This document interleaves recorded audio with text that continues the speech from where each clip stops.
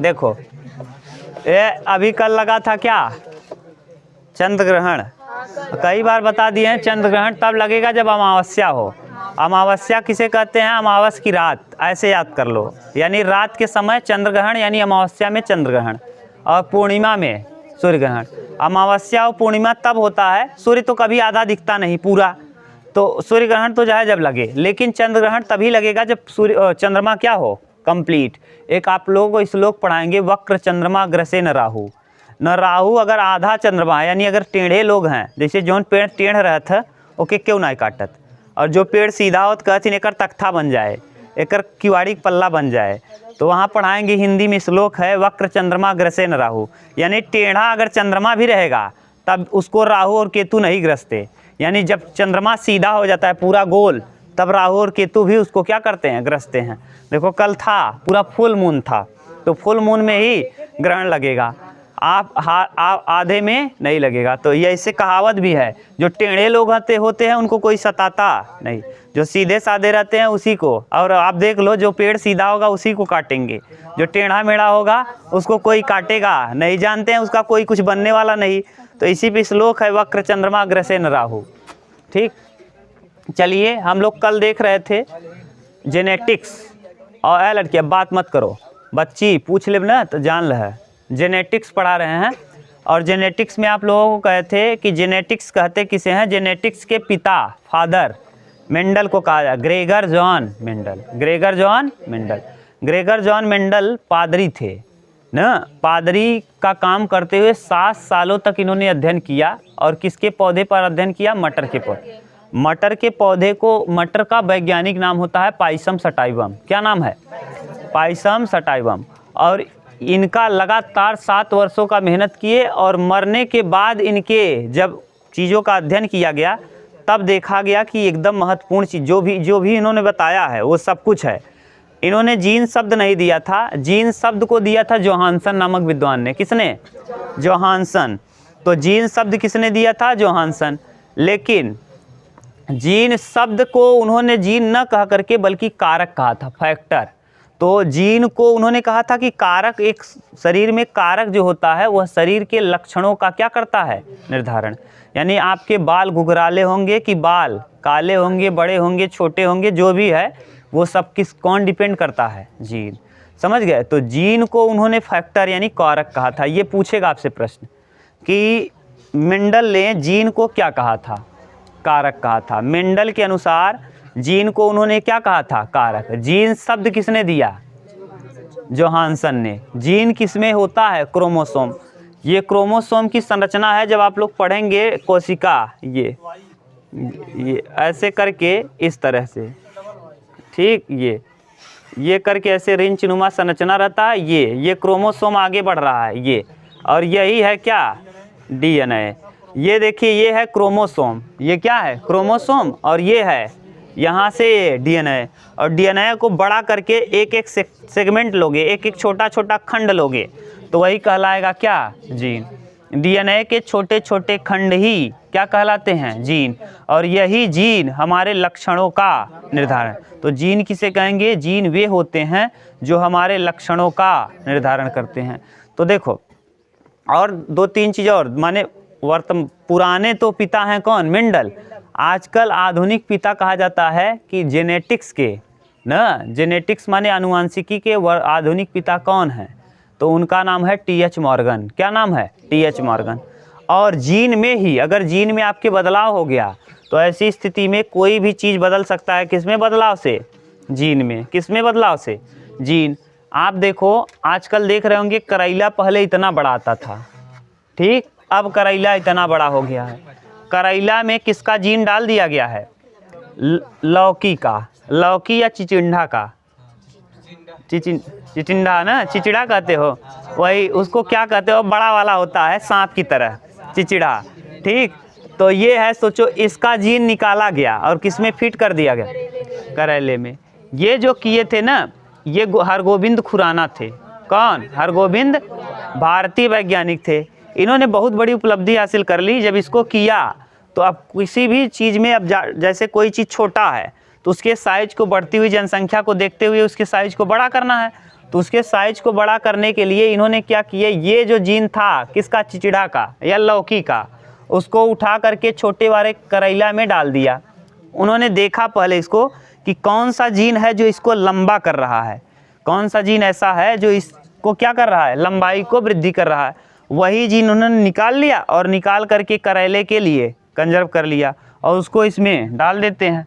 तो ये क्या होता है, अब ये मत सोचना कि अब डालना पड़ेगा, करेला जब फरेगा तब नहीं डालना पड़ेगा, उसके बीज में ही रोपण कर दिया गया ना, उसके बीजांड में ही। जब हम एलिल पढ़ेंगे, एलिल युग्म विकल्पी, ठीक, तो वहाँ देखेंगे कैसे युग्म विकल्पी का चयन किया जाएगा और कैसे मिलाया जाएगा।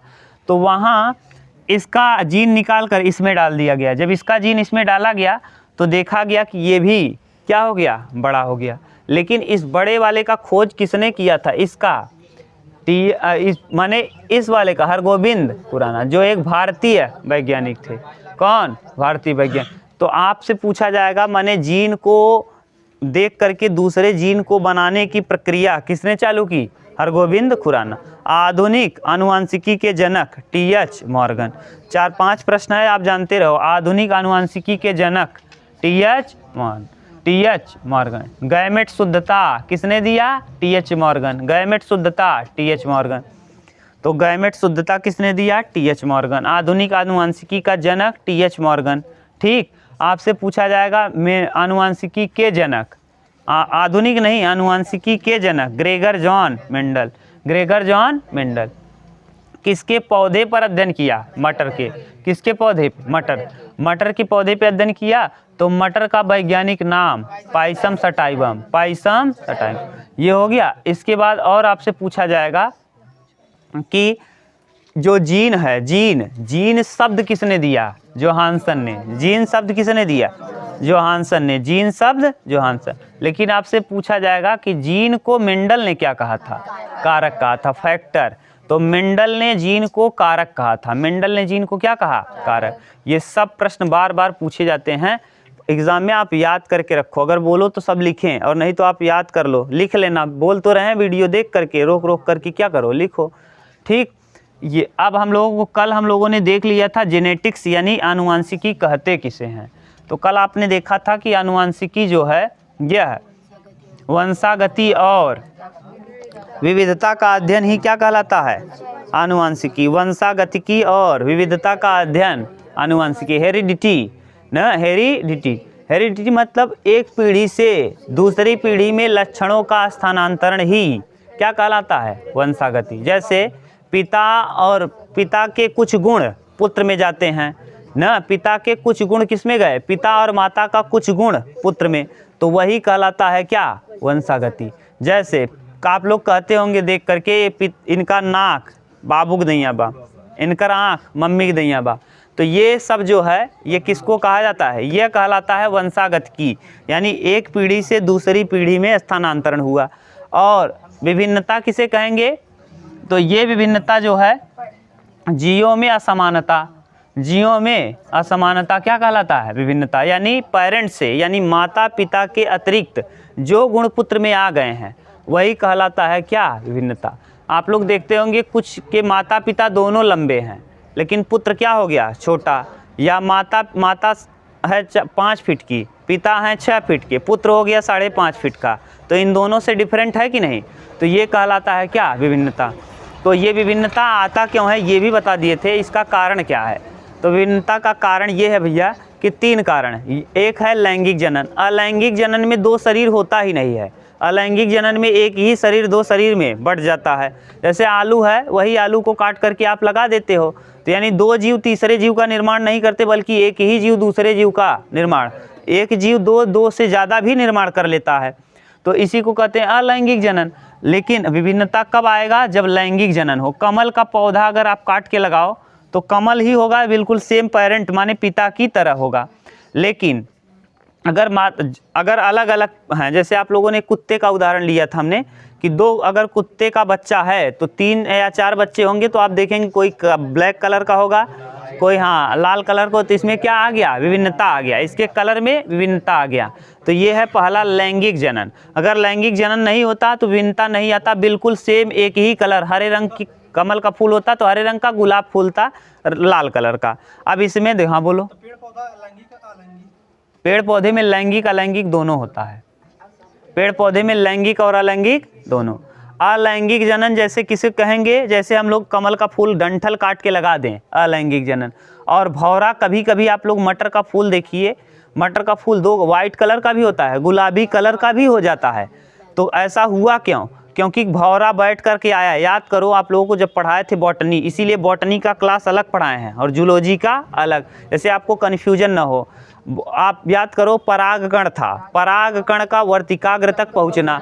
अब पता चला गुलाब के फूल का परागकण, हाँ गुलाब के फूल का परागकण किसके, कमल के फूल के वर्तिकाग्र तक पहुंच गया, तो कुछ न कुछ तो इफेक्ट क्या कर देगा, कर देगा। तो यहाँ पर ये लैंगिक जनन है। कैसा जनन है? लैंगिक। तो लैंगिक जनन में विविधता आ जाएगा। लैंगिक जनन की हम बात कर रहे हैं, जैसे आप जो कमल का कटिंग करके लगाए हो उसमें कोई विभिन्नता नहीं आएगा। लेकिन जब पुष्प खिलेगा और कोई दूसरा पौधा, कमल के फूल जो आपने जैसा लगाया है वही वाला होगा।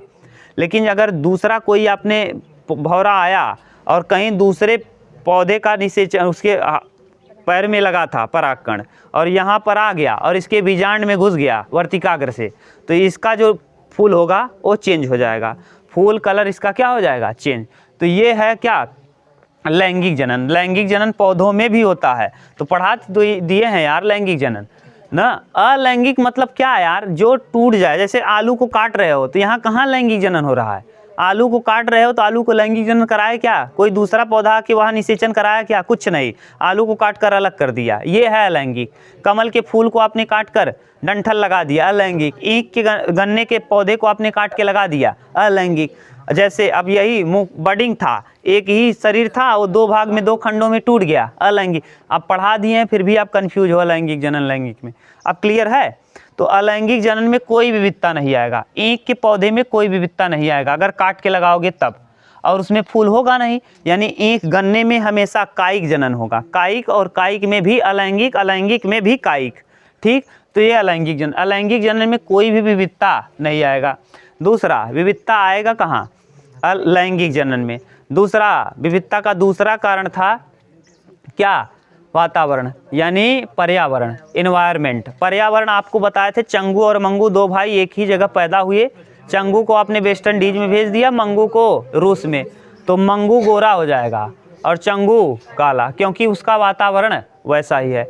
वहाँ दक्षिण अफ्रीका में चले जाओगे, वेस्ट इंडीज में चले जाओगे, तो इन जगहों पे लोग काले होते हैं, क्योंकि दक्षिणी साइड में कर्क रेखा पर सूर्य एकदम, भूमध्य रेखा के नीचे सूर्य एकदम टिल्टेड होता है, एकदम तेज चमकता है, एकदम सीधा, और ऊपर भूमध्य रेखा के ऊपर कैसा, तिरछा।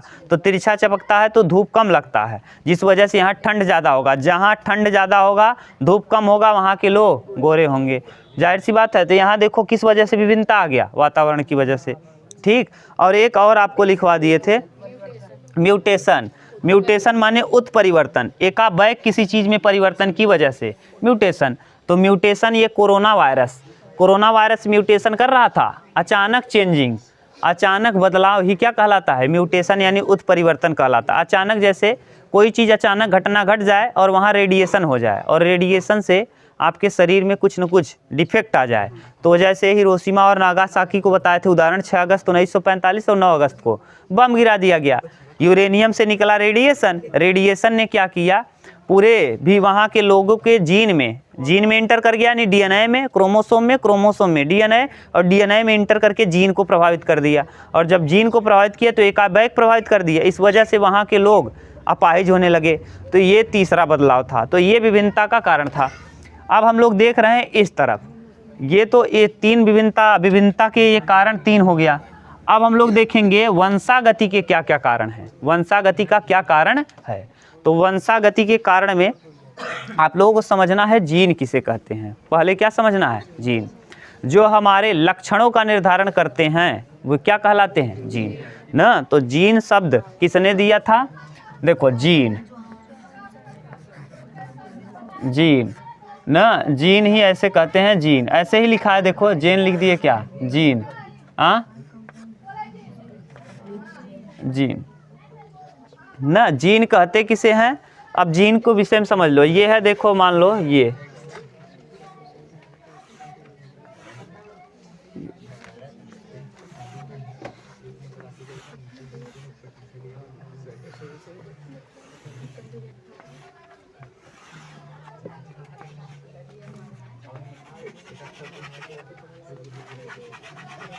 ठीक, ये है क्रोमोसोम। क्या? क्रोमोसोम। क्रोमोसोम मार के 2-3 पड़ाका भगा दे भाई हम, ये जान रहा है बदतमीज। क्रोमोसोम, ये क्रोमोसोम के बाद ये यहाँ से यहाँ तक डीएनए। डीएनए, डीएनए का फुल फॉर्म समझ लो, डीऑक्सीराइबोन्यूक्लिक अम्ल।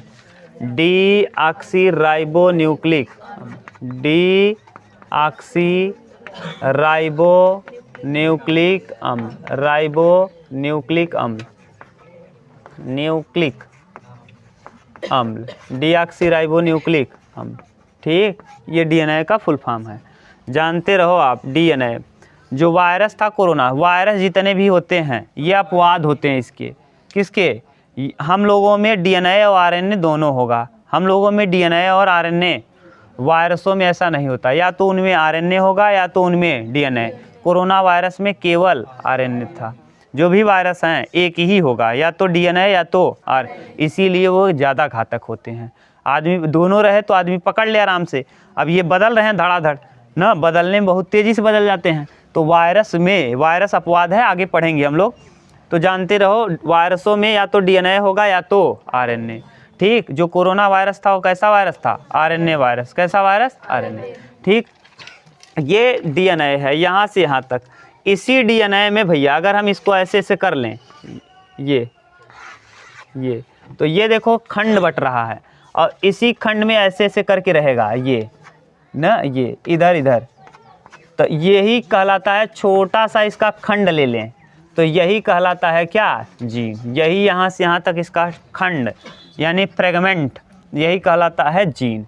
और यही जीन जो होता है, ये जीन अलग है, यानी पूरे डीएनए को बहुत लंबा करोगे तो इसमें बहुत सारे जीन हैं। एक कोशिका में कुछ पता नहीं कि जीन होंगे ना, तो इन कोशिकाओं को, हर कोशिका में जीन है तो हाँ, और डीएनए है, हर कोशिका में डीएनए है, तो डीएनए में क्या होगा? जीन।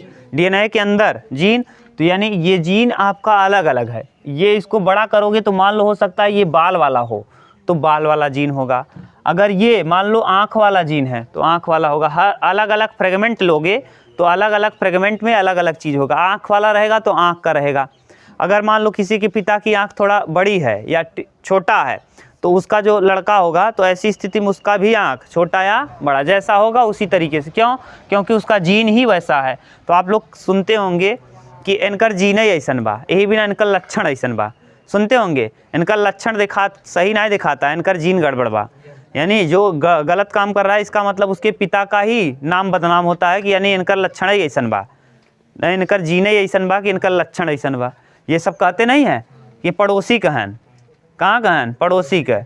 तो जो पड़ोसी वाले होते हैं ऐसे करते हैं, तो ये है ना, कहते हो, सुनते भी होंगे ये पड़ोसी कहन, इनकर जीन ऐसे डिफेक्ट बा। तो जीन डिफेक्ट क्यों हो गया? उल्टा सीधा काम करोगे तो ऐसे ही सब बोलेंगे। तो आपका जीन माने आपके लक्षण ही बता देते हैं कि आपका जीन कैसा है। तो जीन यानी लक्षणों का निर्धारण, जो आपके लक्षणों का निर्धारण करता है वही क्या कहलाता है? जीन।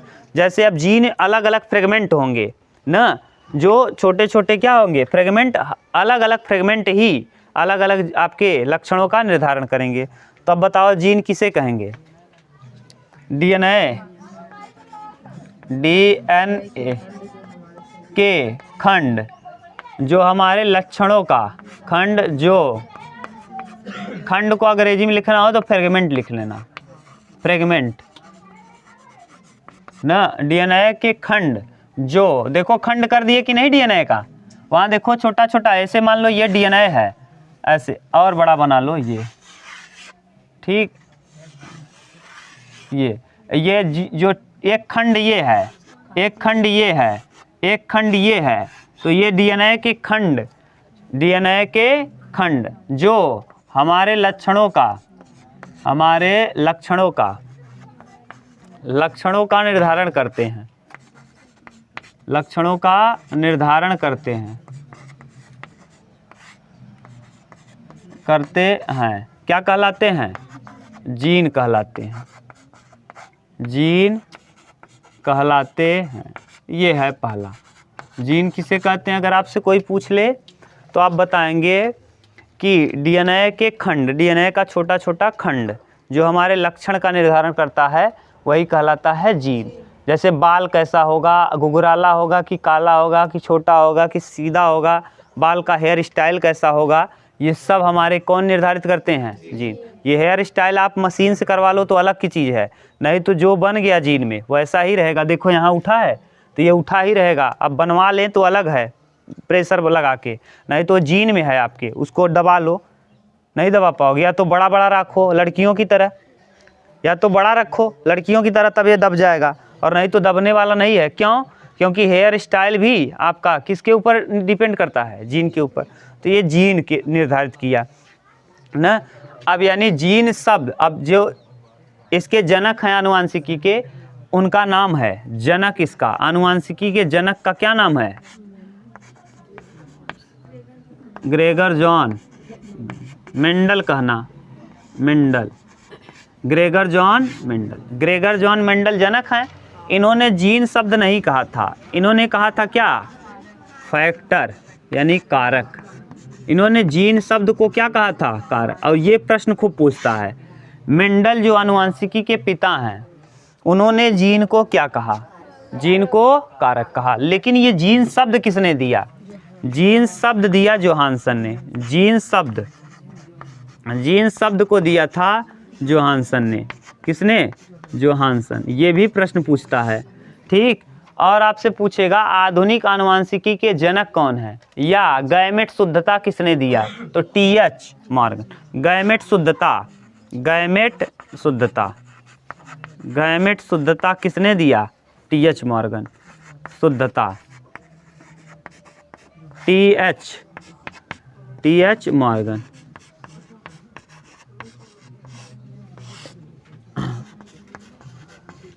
देखो एक बार गूगल करना। 1909, अच्छा 90 लिख दिए हैं, 9 ठीक है, बोले थे सही, 1909 ठीक। अब ये टीएच मॉर्गन। जोहानसन आपको पता चल गया जीन शब्द क्या, तो वही तो किए हैं ना। अच्छा उल्टा, अरे छोड़ो अब जाने दो उसको, 1909 लिख दे रहे हैं बस। यानी टीएच मॉर्गन ने गैमेट शुद्धता दिया। और जो जीन को मैंने आपके यहाँ के हरगोविंद खुराना ने जीन को यह क्या कर दिया, माने जीन को स्थानांतरण करके ये बता दिया कि जीन से कोई बदलाव किया जा सकता है। किसने किया था? हरगोविंद खुराना ने। हरगोविंद, वो आगे पढ़ेंगे हम लोग जब आगे आएंगे। ये जीन हो गया। अब जीन के बाद देखिए, उतार लो, इतना उतार लिए हो, चलो ठीक। देखो इसके बाद क्या है, देखो वहाँ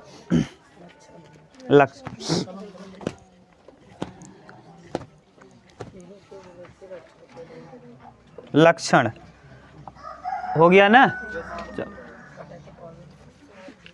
देखो अब लक्षण कहते किसे हैं? जीन पर ही डिपेंड करता है कौन? लक्षण। तो देखिए लक्षण, जीन अब बता लोगे ना जीन किसे कहते हैं। यानी आपने देखा क्रोमोसोम था रिंचनुमा, उसमें था डीएनए, और डीएनए को अगर एक एक खंड लेंगे तो यही कहलाता है जीन। अब जीन, उसके बाद हम लोग देख रहे हैं इसका क्या? लक्षण। लक्षण किसे कहते हैं? लक्षण। अब लक्षण क्या है भैया? जो जीनों को अभिव्यक्त करता है। जीनों की अभिव्यक्ति ही क्या कह रहा? लक्षण। जीन की अभिव्यक्ति लक्षणों के द्वारा की जाती है। जीन की अभिव्यक्ति किसके द्वारा? लक्षण। यानी जीन की अभिव्यक्ति आप लक्षण के द्वारा पता करते हैं। किसी, अरे आप लोग गांव में कहते भी होंगे इनका लक्षण ऐसा वही भी ना, इनकर जीन ही गड़बड़ भी ना, इनकर लक्षण गड़बड़ बा। लक्षण तो यानी जो जीन को अभिव्यक्त करने वाला ही क्या कहलाता है? लक्षण। जीन का अभिव्यक्ति ही, बोलो, जीन की अभिव्यक्ति ही क्या कहलाता है? अभिव्यक्ति ही लक्षण के रूप होते हैं। अरे रूप में होते हैं। जीन की अभिव्यक्ति है लक्षण के रूप में होते हैं, ठीक। सेंटेंस सही हो गया, सही है, रूप में होते हैं। जैसे जीन अगर आपका गड़बड़ है तो आपका लक्षण गड़बड़ होगा, जीन सही है तो लक्षण सही होगा। तो यानी जीन की अभिव्यक्ति क्या करता है, आपके लक्षणों का निर्धारण। तो लक्षणों का निर्धारण जीन करते हैं और जीन की अभिव्यक्ति लक्षण कहलाते हैं। ठीक, ये लक्षण आप लोगों ने मेंडल का साथ भगवान खूब अच्छे से दिए। मेंडल जब तक जीवित थे तब तक उनका नाम तो नहीं हुआ, लेकिन मेंडल के मरने के बाद, अभी कल आपको बताए थे डार्विन जो थे, ये डार्विन भी खोज में लगे थे। डार्विन इनसे ज़्यादा पहले ही खोज लेते, मगर डार्विन ने कभी मेंडल की किताब को पढ़ा ही नहीं। अगर मेंडल की किताब को पढ़ लिए होते तो डार्विन, आज हम लोग जो पढ़ते हैं जेनेटिक्स के पिता, वो हम लोग पढ़ते क्या, जेनेटिक्स के पिता मेंडल नहीं बल्कि डार्विन। डार्विन ने इनके किताब का अध्ययन ही नहीं किया ना।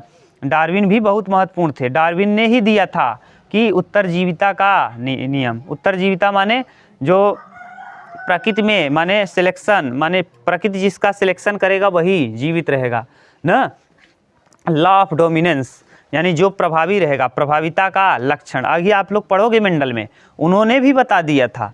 लेकिन ये गड़बड़ था कि इनसे ज़्यादा काम इन्होंने किया है। उस समय माहौल नहीं था, सोचो ये बहुत कम पढ़े लिखे, बहुत विद्वान नहीं थे कि बहुत इनको सुविधाएं मिली हों ना। इसके बावजूद भी ये चर्च में रहकर लगातार 7 साल तक अध्ययन किया, और भगवान ने भी साथ दिया कि इन्होंने जो भी लिया लक्षण, इन्होंने कितने लिए, 7 के 7 लक्षण संयोग से 2 ही गुण मिले उसमें, एक प्रभावी हुआ एक अप्रभावी। उसके लक्षण ना, लक्षण या 2 ही उसमें एलील आए। एलील कितने आए, 2, या तो प्रभावी एलील आया या तो अप्रभावी। जैसे हम लोगों का अगर देख लो तो हम लोगों का ब्लड ग्रुप ए 4 होते हैं, ए बी और O।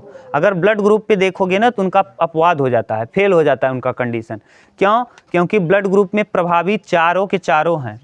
याद करो, आप लोगों को ब्लड ग्रुप निकालना सिखा दिए डब्बा बना के, तो माता का ये हो, पिता के ये हो, तो माता पिता क्या होगा, यहाँ भी पढ़ाएंगे, मेंडल में भी। मेंडल यहीं फेल हो जाते हैं। इनका साथ दिया किस्मत ने, और भगवान ने भी लगातार, अगर कोई मेहनत करता है तो भगवान उसका साथ जरूर देते हैं। मेंडल मरने के बाद फेमस हुए, लेकिन बहुत फेमस हुए।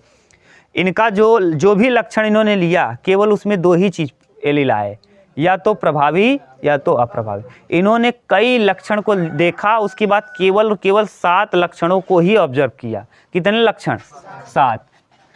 तो 1 2 3 4 5 6 और क्या 7 लक्षणों को इन्होंने लिया। पहले देखो लक्षण ये हो जाएगा, ये है 7 के 7, ये है क्रम यहाँ लिखेंगे लक्षण, यहाँ लिखेंगे प्रभावी एलील, प्रभावी, अभी हम सब बताएंगे प्रभावी क्या है या प्रभावी क्या है। प्रभावी एलील और अप्रभावी एलील, अप्रभावी एलील। अभी थोड़ा सा समझ लो प्रभावी और अप्रभावी का मतलब क्या है, थोड़ा सा अभी हम लोग डिटेल में इसको पढ़ेंगे तो अच्छे से पढ़ेंगे। जो अपने डोमिनेंस को दिखा दे, जैसे एक लंबा पौधा है, एक बौना पौधा है, और क्रॉस करा दो, यानी उनसे अगर निषेचन हो जाए तो ऐसी स्थिति में निषेचन के दौरान ज़्यादा चांसेस है लंबा पौधा के बनने का। किसका, लंबा। तो एलील को जब हम लिखेंगे तो हम गुणसूत्रों के रूप में लिखेंगे। पहले यहाँ लिखो पौधे की लंबाई, पहला लक्षण लिया था उन्होंने, पौधे की लंबाई, पौधे की। अब यहाँ लंबा और कौन होगा, बौना, लंबा और बौना। अगर लंबा पौधा और बौना पौधा क्रॉस कराया उन्होंने ना, तो देखो दूसरी बात ये भी पूछता है प्रश्न कि मेंडल ने मटर के पौधे का ही सिलेक्शन क्यों किया। क्योंकि जो मटर का पौधा है बहुत कम समय में हो जाता है, और अगर कोई मान लो मनुष्य को ले लिए होते तब उनको अध्ययन करने में कुछ पता नहीं कितना टाइम लगता, जल्दी 100 साल लग जाता। मरने से शुरू से अंत तक का उसका देखना है ना पूरा लक्षण, यानी जन्म से लेके मृत्यु तक का जीवन काल, इसीलिए तो पढ़ाए थे जन्म से मृत्यु तक का समय। तो जीवन काल देखते देखते पता चला मेंडल ही साफ हो गया ना, तो इसीलिए उन्होंने मटर का पौधा लिया। अब 1 साल में मटर एक बार हो गया। अगर माहौल ठीक ठाक मिला, आप उगाने के दृश्य से नहीं, अगर फूल खिलने के दृश्य से लगा रहे हो तो आप लगा दो ऊपर, हरे कलर का हो, ग्रीन हाउस इफेक्ट, और फिर उगाओ तो 2 बार उग जाएगा। मटर आज तो 2 बार उग जाते हैं, तो 2 बार। अब उन्होंने देखा कि इसी को 3 महीने में उग जाएगा और इसका पूरा अध्ययन भी कर लेंगे शुरुआत से अंत तक का, इसका पूरा जीवन काल। तो इसीलिए इन्होंने किसका चुनाव किया? मटर का। तो मटर के पौधे का पहला लक्षण उन्होंने लिया पौधे की लंबाई, और देखा पौधे की लंबाई में लंबा और एक बौना। लंबा पौधा जो है ना, ये अपने लक्षणों का क्या करेगा? लक्षण को हावी कर देगा। यानी अगर लंबा पौधा और बौने पौधे से क्रॉस कराया मेंडल ने, तो देखा ना कि सबसे ज़्यादा बार कौन आ रहा है? लंबा पौधा। और एक बार, जैसे मान लो अगर यहाँ हम अभी आएगा लंबा बौना ले लें, और यहाँ लंबा और बौना ले लें। देखो अगर हम इसका क्रॉस कराएं ना, तो इधर लंबा बौना लेके क्रॉस करा देंगे, तो इधर जो बनेगा लंबा बौना, ठीक लंबा, तो यानी जो बनने वाला होगा ये टीटी यानी लंबा लंबा। यहाँ जो आएगा ये जो होगा टीटी टीटी टीटी, फिर टीटी और फिर टीटी। देखो एक बार बौना आ रहा है, शुद्ध बौना, एक बार शुद्ध लंबा, और एक बार लंबा बौना। तो यानी यहाँ कौन होगा? लंबा, अशुद्ध लंबा होगा। यानी प्रभावी कौन रहेगा? लंबा। लंबा वाला प्रभावी, लंबा वाला क्या होगा? तो यानी लंबा ही आएगा लेकिन अशुद्ध रहेगा, उसमें कुछ न कुछ मिलावट रहेगी। लंबाई तो बढ़ेगी लेकिन जितना लंबा वो था, पेरेंट था, उतना लंबा नहीं। जैसे माता 5 फीट की, पिता 6 फीट के, पुत्र 5.5। तो ये क्या हो गया? ये समझ गए। अब इसी को कहते हैं जीनोटाइप फिनोटाइप। अब यहीं पढ़ेंगे हम लोग क्या? जीनोटाइप। अगर आप ध्यान से देखो तो टीटी कितनी बार आया है? एक बार, माने शुद्ध वाला एक बार, और ये वाला 2 बार, और ये वाला तो 1 2 1। और अगर लंबा की बात करेंगे, लंबा लंबा लंबा, तो 1 बार लंबा, 2 बार लंबा, 3 बार लंबा। तो लंबा और बौना यही कहलाता है जीनोटाइप और फिनोटाइप। आगे हम लोग पढ़ेंगे, अभी अब बता दिए इसलिए कि यहाँ ज़रूरत है लंबा और बौना प्रभावी और अप्रभावी लक्षण जानने के लिए ना। आप लोग आए हो, कुछ सीख नहीं पाओगे, पढ़ने को पढ़ लो, कोई मतलब नहीं, मजाक करो ऐसे। यहाँ हम लगातार बोल रहे हैं, तुमको समझ नहीं आ रहा है। अरे गधा, आए हो ईमानदारी से पढ़ो, कुछ जान जाओगे।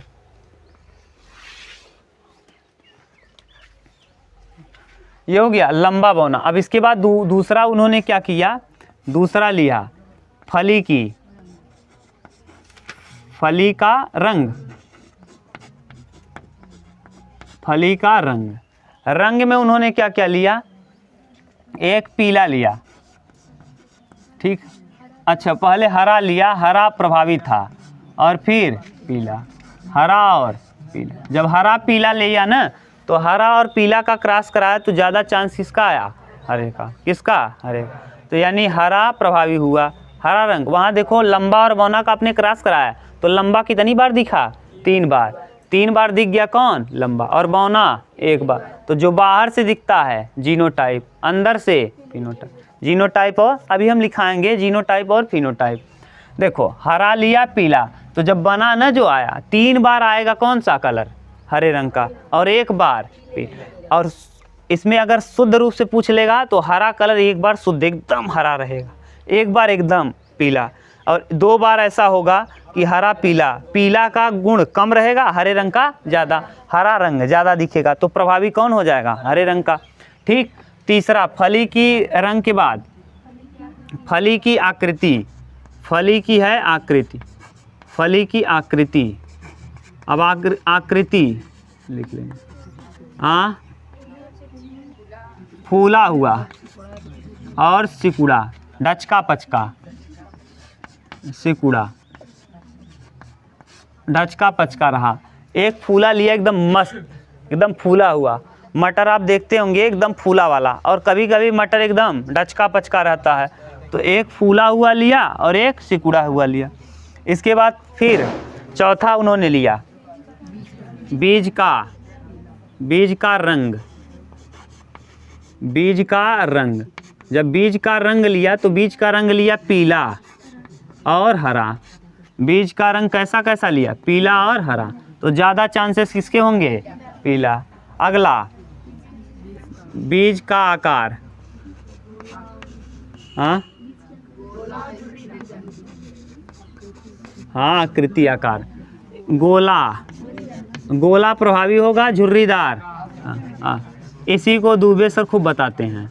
हाँ, ये स्टाइल करके झुर्रीदार ना, आप समझ गए, गोला और झुर्री। इसके बाद बीज की आकृति के बाद पुष्प का रंग, पुष्प का रंग, पुष्प का रंग, पुष्प का रंग, बैगनी और सफ़ेद, बैगनी और सफ़ेद। ये आप देखते भी होंगे गांव में ना, बैगनी रंग का भी फूल मटर का देखा होगा, जब कहते हैं केरउआ मटर हवे ना, वो बैगनी ही देखो देखे होंगे आप लोग, बैगनी बैगनी फूलता है। और जो एकदम बढ़िया वाला रहता है वाइट का, अरे गांव में ना देखते छोटकी मटरिया जो होता है वो, हाँ हरिया बैगनी रंग का फूलवा फूला था, तो वही है छोटकी छोटकी मटरिया। तो ये है। एक और लिए थे, पुष्प की, हाँ पुष्प की स्थिति, स्थिति सफ़ेद नहीं आएगा ज़्यादा, जब क्रॉस कराओगे तो बैगनी ज़्यादा आएगा, क्रॉस कराओगे तब। आप ऐसे अपने मन से थोड़ी ना मटर सफ़ेद सफ़ेद देखे सफ़ेद है ये, क्योंकि आप कैसा बोए हो, आप एकदम क्रॉस करा के जो आया है उस बीज को बोया है। अरे घर पे बो के देखोगे तब तो अगल बगल तो कौन वाला आ जाएगा, ये वाला आएगा ज़्यादा गुण, देखना ठीक। पुष्प की स्थिति कच्ची है, कच्ची या अच्छी है, कच्ची या अच्छी है, और अंतस्थ, अंतस्थ ना। अब कच्ची या अच्छी क्या है ये समझ लो, ये मान लो पुष्प है,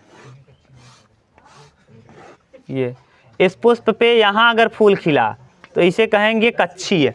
क्या कहेंगे, अगर मान लो ये पुष्प है, ये पुष्प है, अब अगर यहाँ पे फूल निकला यहाँ, तो इसे कहेंगे अंतस्थ, अंदर की तरफ निकला है, इसे क्या कहोगे, अंत। तो कच्ची और अच्छी है, माने पुष्प को भी उन्होंने ध्यान से देखा, तो कोई पुष्प ऐसे थे जो मुंडिया निकल रहे थे मस्त एकदम, और कुछ कुछ ऐसे थे, मटर को आपने देखा होगा तो इधर भी निकल आते हैं ऐसे अंदर बगल बगल से, तो वही उन्होंने देखा, इन दोनों को ऑब्जर्व किया, एक कच्ची अच्छी कहलाया और एक अंतस्थ। तो इतना गुणों को उन्होंने लिया था और इसी पर अध्ययन किया था। अब इसको आप हेडिंग डालो, कौन सा प्रभावी एलिल और अप्रभावी। पहले हेडिंग डालो प्रभावी एलिल, फिर अप्रभावी, इसको उतारो तब, हाँ वही एलिल। ये हो गया। देखो ध्यान से, मेंडल ने कितने लक्षणों को लिया था, 7 लक्षणों को लिया, उसमें एक प्रभावी एलिल था और एक अप्रभावी। प्रभावी एलिल में पौधे की उन्होंने लंबाई लिया, सातों के सातों गुण देख लो, पौधे की लंबाई, फली का रंग, फली की आकृति, 3। यहाँ तो पौधे की लंबाई को छोड़ करके देखो 2 बार फल लिया गया है, फली का रंग और फली का आकृति, फिर बीज का रंग, बीज की आकृति, पुष्प का रंग, पुष्प की स्थिति, पुष्प कहाँ कहाँ लग सकता है ना, अंतस्थ पे लग सकता है और कहाँ, कच्ची पे।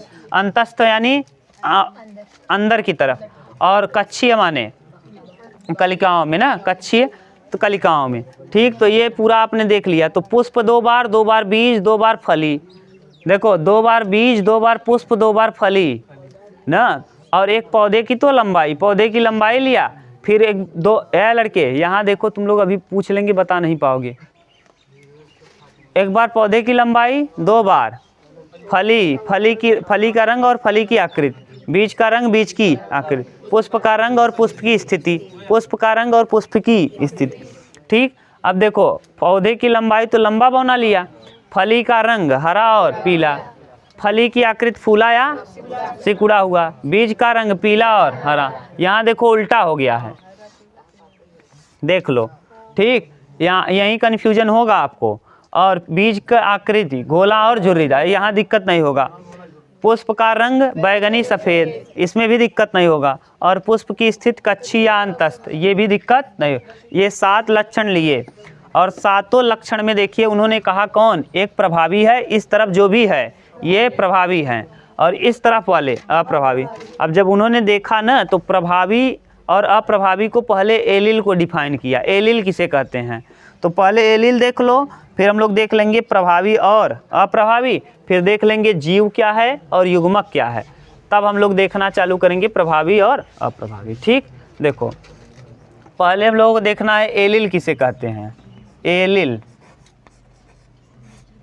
किसी भी लक्षण का 2 या 2 से अधिक विकल्प होना, यानी 2 या 2 से अधिक विकल्प का होना ही युग्म विकल्पी या एलिल कहलाता है। युग्म विकल्पी या एलिल। जैसे अभी तो मेंडल का भगवान ने चाहा और उनका भाग्य भी साथ दिया, तो इस वजह से उनके विकल्प केवल 2 ही थे। यहाँ देखो, एक प्रभावी एक अप, लेकिन कभी कभी 4 विकल्प हो जाते हैं। किसी भी लक्षण का 2 या 2 से अधिक विकल्प का होना क्या कहलाता है? एलिल। जैसे ब्लड ग्रुप का हो गया 2 से अधिक, 4 ब्लड ग्रुप है, ए बी और ओ। अगर माइनस में जाओगे तो 8 हो जाएगा, समझे? तो ये विकल्पों की संख्या ज़्यादा है, लेकिन मेंडल का भाग्य भी साथ दिया और भगवान ने भी साथ दिया, जिस वजह से उन्होंने जो भी एलिल लिया उसमें लक्षण कितने आए? 2। समझ लो, ये बहुत अच्छा हुआ। लगातार 7 साल का मेहनत भी तो था। तो मैंने क्या, किसी भी लक्षण का 2 या 2 से अधिक विकल्प होना, किसी भी लक्षण का 2 या 2 से अधिक विकल्प का होना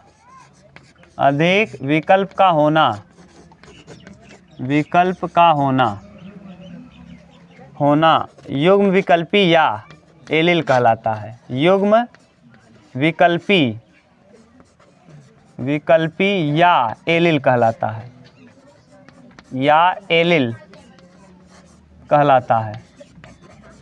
अब ध्यान से सुनो ये एलिल के विषय में भी। अब जैसे ये है ना, अभी हम जब भी जीव लिखेंगे तो जब भी ये जैसे टी आया तो टी का मतलब है लंबा। अगर स्मॉल टी आया तो इसको लिखेंगे बौना, स्मॉल टी लिखेंगे तो इसका मतलब है बौना। और इन दोनों का मतलब क्या है? ये दोनों अगर अलग अलग आएंगे ऐसे तो समझ जाना कि ये है युग्मक। क्या है? युग्मक। ठीक, गैमेट्स। ठीक।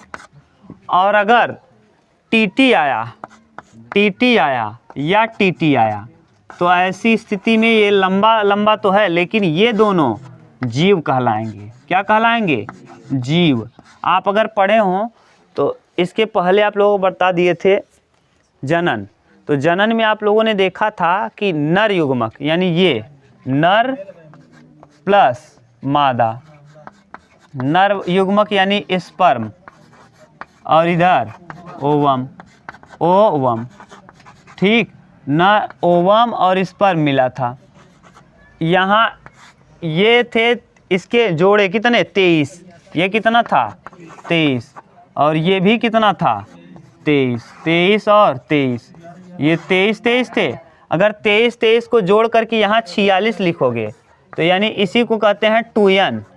2n मतलब समझ गए ना? ये इसका 23 दूना 46 जोड़े, और यही कहलाता है डुप्लाइड। क्या कहलाता है? डुप्लाइड। और अगर इसी में से अब देखो, इसका भी एक ही आया, यानी आधा आया ना, और इसका भी आधा ही आया, आधा अगर आया तो ऐसी स्थिति में इसका भी युग्मक आया और इसका भी युग्मक आया, युग्मक। तो ऐसी स्थिति में जो बनाएगा, यहाँ 2n बन रहा था ना, यहाँ केवल और केवल n होगा, और इसी n को कहते हैं हैप्लॉइड। ठीक, डुप्लाइड और हैप्लॉइड का मतलब समझ गए? यानी इसके कुछ गुण और इसके कुछ गुण आए तो ये कहलाए क्या? हैप्लॉइड।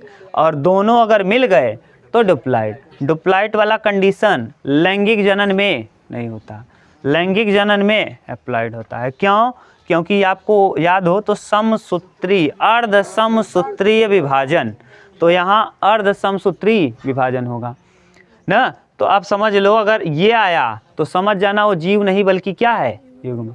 अगर दोनों साथ आया तो समझ जाइएगा क्या है? जीव है, कोई न कोई जीव है।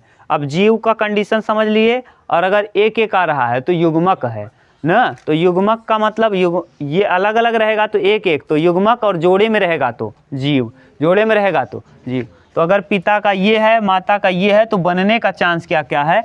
उसी को कहते हैं पूरा। हाँ देखो, ये एक तो बन जाएगा टीटी, फिर अगर टी से टी में क्रॉस कराएंगे फिर बनेगा टी टी, फिर टी से टी में क्रॉस कराएंगे फिर बनेगा टी टी, और फिर टी से टी में क्रॉस कराएंगे तो क्या टी टी।